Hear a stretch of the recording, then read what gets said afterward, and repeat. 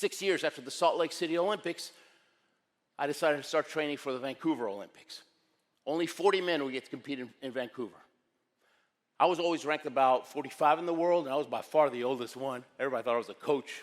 And coach said, Ruben, I can't believe you're still scared. I mean, you've been losing for 25 years. What's going on in your head when you're sliding? I told him, man, as I see those walls going faster and faster, I get tighter and tighter. By the bottom of the track, I can't believe I can even steer because I'm stiff like a board. He said, you're focusing on the wrong thing. Luge isn't about speed. It's about who has the best time. Stop looking at those walls. They're scaring you. Focus on a spot about 30 feet in front of you. Pretend you have blinders like a horse, and you're just think about what you need to do in every section of every curve to ensure you have the best time. If you change your focus, the fear will disappear. It made sense. I had to stop focusing on my circumstances, start focusing on what I needed to do to be successful.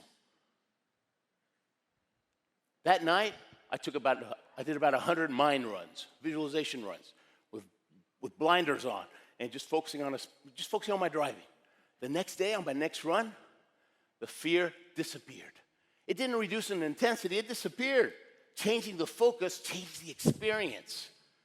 What's everybody focusing on today? The news, unemployment. Don't focus on that. Focus on what you need to do to keep on keeping on.